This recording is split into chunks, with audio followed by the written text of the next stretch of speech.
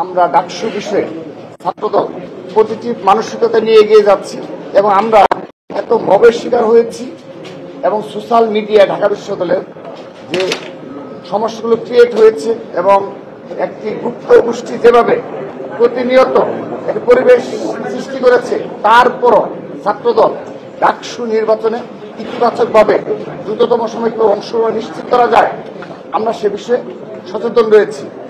সেজন্য আমরা সর্বশেষ যে মিটিং হয়েছে যে রূপরেখা প্রণয়নের জন্য আমরা আজকে আমাদের সম্মানিত ভিসি স্যার সহ সর্বোচ্চ ফোরামের সাথে মিটিং করে আমরা জানতে চেয়েছি যে সেই রূপরেখা প্রণয়নের কি অবস্থায় রয়েছে।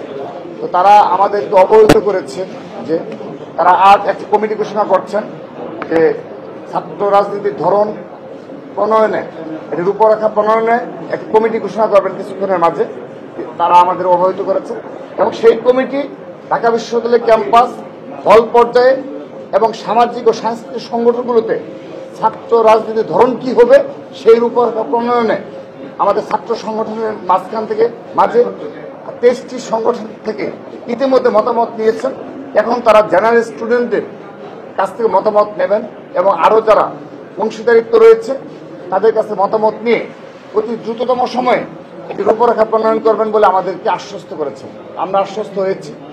আমাদের এখানে যে মূল যে আজকে কিছু বিষয় রয়েছে যেগুলো ঢাকা বিশ্ববিদ্যালয়ের স্টুডেন্ট যারা তাদের জানার প্রয়োজন, আমাদের দীর্ঘ আলোচনায় আমাদের সম্মানিত ভিসি স্যার সহ আমাদের প্রভিসি স্যার, প্রক্টর স্যার, কোষাধ্যক্ষ স্যার, তারা সবাই এক বাক্যে স্বীকার করেছে এই ঢাকা বিশ্ববিদ্যালয়ের এই মব ক্রিয়েট থেকে শুরু করে সর্বশেষ যে বড় ধরনের প্রবলেমগুলো হচ্ছে তার পেছনে গুপ্ত রাজনীতি জড়িত। তারা এটি এক বাক্যে স্বীকার করেছে। শুধু তাই নয়, তারা এই গুপ্ত রাজনীতির সংজ্ঞাও নাকি নির্ধারণ করেছে। আমাদেরকে ভিসি স্যার নিজে 5টি ক্রাইটেরিয়া বলেছেন, আমরা 3টি বলতে পেরেছেন, আর 2টো হয়তো তিনি ভুলে গেছেন।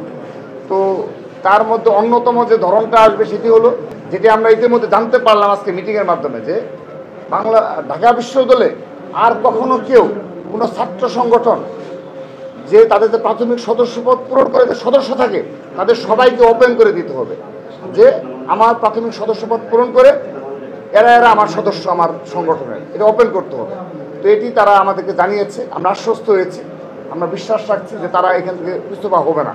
যদিও আমাদের মাঝে মধ্যে সন্দেহ উদ্বেগ হয়, আজকের মিটিংয়েও আমরা যেটা লক্ষ্য করেছি যে তারা গুপ্ত রাজনীতির কথা বলতে অনীহা এবং তারা এটা তাদের মাঝে একটা ভীতি কাজ করে।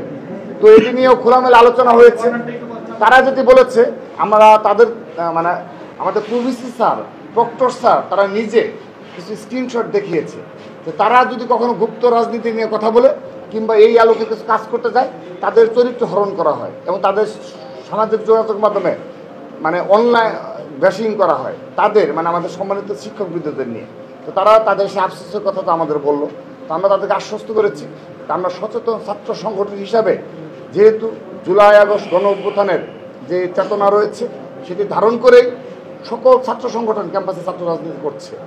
তো সে কারণে তারা আমাদের আশ্বস্ত করেছে এই গুপ্ত রাজনীতি একটা বার রেখে তারা আগামীতে এই রূপরেখা প্রণয়ন করবে।